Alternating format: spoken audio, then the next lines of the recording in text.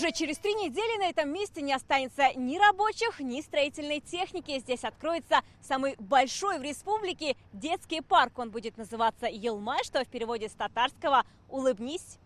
Сейчас здесь вовсю кипит работа. Трудятся 150 человек. Они укладывают брусчатку, озеленяют территорию. На этой неделе привезут детские аттракционы. Там, где прикреплены горки, с разных сторон, если посмотреть, можно увидеть образ моллюска.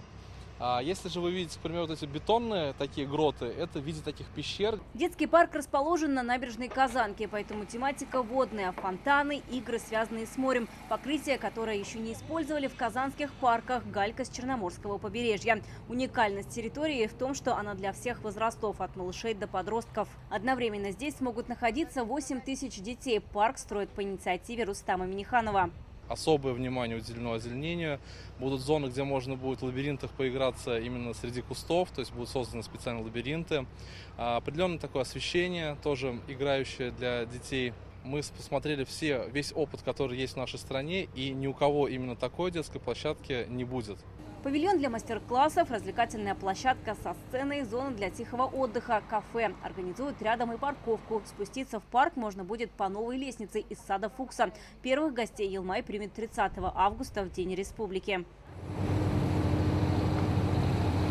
Парк Тысячелетия, бульвар Насирова, парк Петрова, сквер Котельникова, Коротченко. В этом году по федеральному проекту формирования комфортной городской среды и за счет республиканского бюджета в Казани благоустраивают 17 общественных пространств. Починили 11 фонтанов, установили 12 новых туалетных модулей.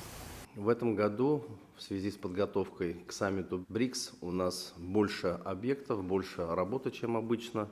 Но это для нас большая радость, большой плюс. Помимо дорог и ряда общественных пространств мы получили возможность обновления и другой инфраструктуры города. Это и фонтаны, и лифты в пешеходных переходах, сами подземные и надземные пешеходные переходы. В 6 надземных пешеходных переходах до 1 октября запустят новые лифты с утепленными шахтами. Сейчас завершается монтаж подъемных платформ. Срок эксплуатации до 25 лет. На старые лифты от казанцев было много жалоб.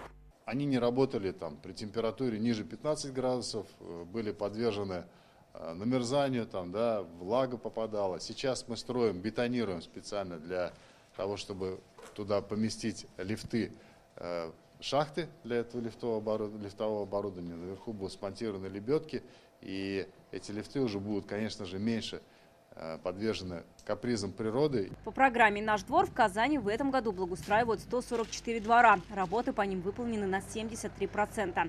Вероника Гайнудинова, Данил Филатов, ТНВ, Казань.